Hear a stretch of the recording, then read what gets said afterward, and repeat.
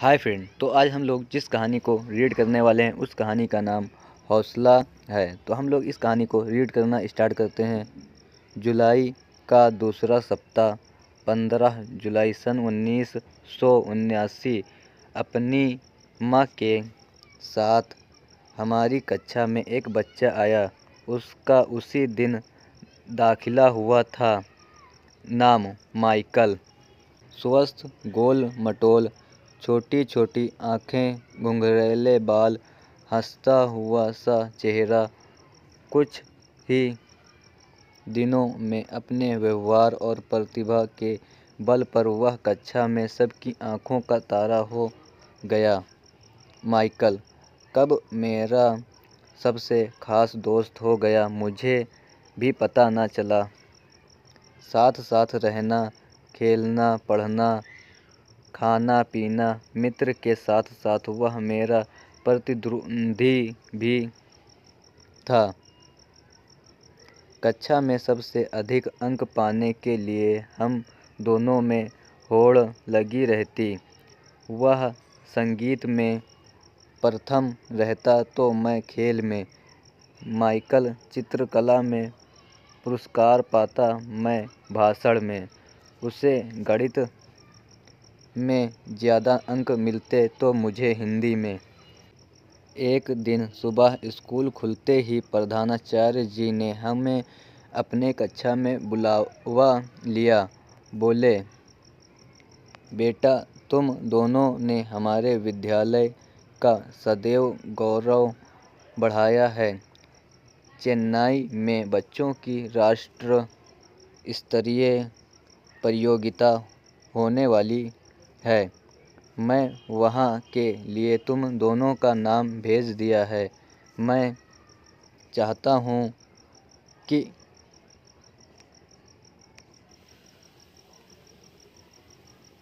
तुम देश भर में अपने विद्यालय का नाम रोशन करो। तुम्हारी शिक्षिका मंजीत साथ रहेंगी।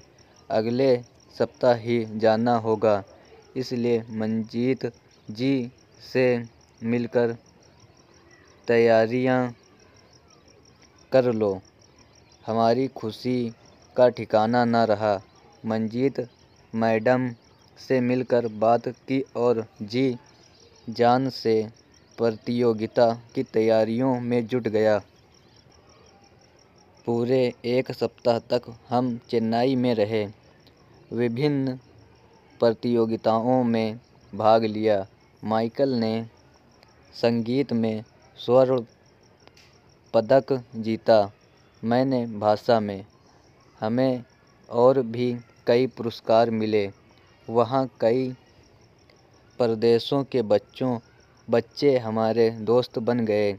अब हम जल्द से जल्द घर पहुंचकर इस खुशी को सबसे साझा करना चाहते थे। बस पकड़ने की जल्दी में माइकल ने चौराहे पर जली लाल बत्ती नहीं देखी और दूसरी ओर से आ रहे वाहन की चपेट में आ गया। होश आने पर वह अस्पताल में था और दोनों पैर गंवा चुका था। रंग में भंग पड़ गया। सबकी आँखों में सिर्फ आंसू थे। सुना था कि विपत्ति कभी बताकर नहीं आती। कई बार हमारी जरा सी असावधानी जीवन भर का दुख बन जाती है। वापसी में ऐसा ही हुआ। इस बीच माइकल के पिताजी का तबादला चंडीगढ़ हो गया। अपनी माँ, पिताजी और बहन के साथ माइकल शहर छोड़ रहा था तो लगा रहा था जैसे मेरे शरीर से कोई प्राण ले जा रहा है। माइकल चंडीगढ़ जा चुका था। कुछ दिनों तक दीदी की चिट्ठियाँ आती रहीं, जो धीरे धीरे कम होती गई। वर्षों के अंतराल ने हमें एक दूसरे से लगभग दूर कर दिया था। शिक्षा पूरी करने के बाद मैं अध्यापक बन गया। कक्षा के बच्चों में अभी भी मेरी निगाहें माइकल को ढूंढती, पर माइकल का कहीं कोई अता पता न था। कहते हैं, इतिहास खुद को दोहराता है। लगभग ऐसा ही हुआ। अपने विद्यालय के बच्चों की टीम लेकर मुझे मुंबई जाना पड़ा। इस बार मैं बहुत सावधान था। सभी बच्चे यातायात के नियमों का पालन करेंगे, मैंने चेतावनीपूर्वक कहा। प्रतियोगिताओं का उद्घाटन प्रारंभ हुआ।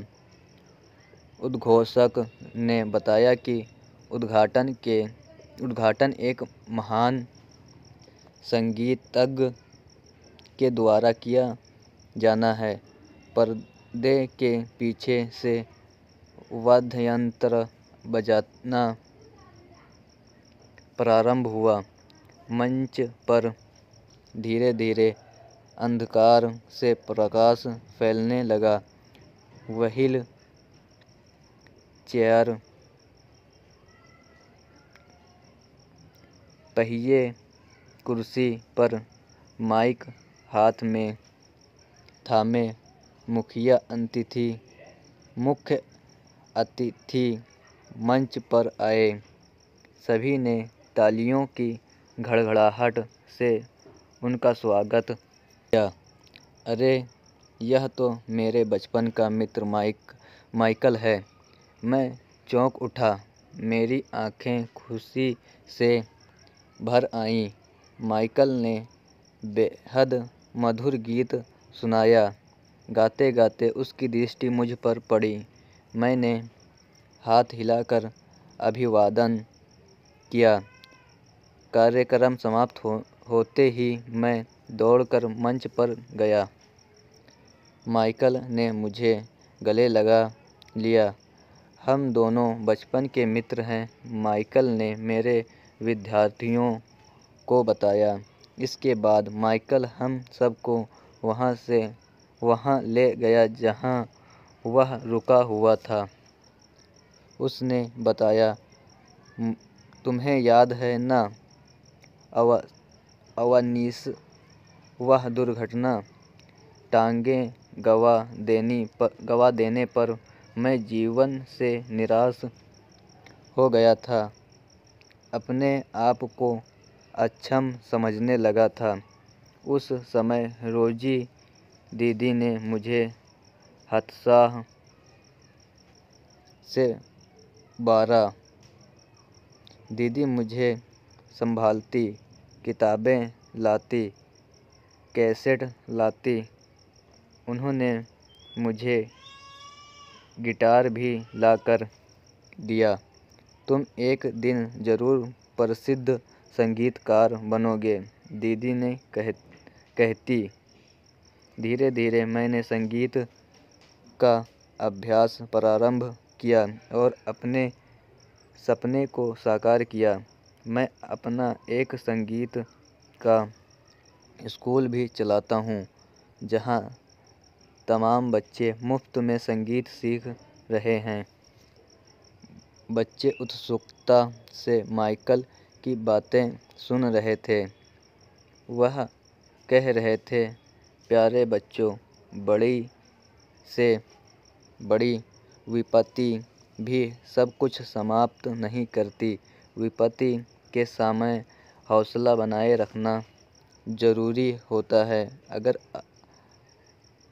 आप में हिम्मत है, हौसला है, तो आपको अपना लक्ष्य प्राप्त होकर रहेगा।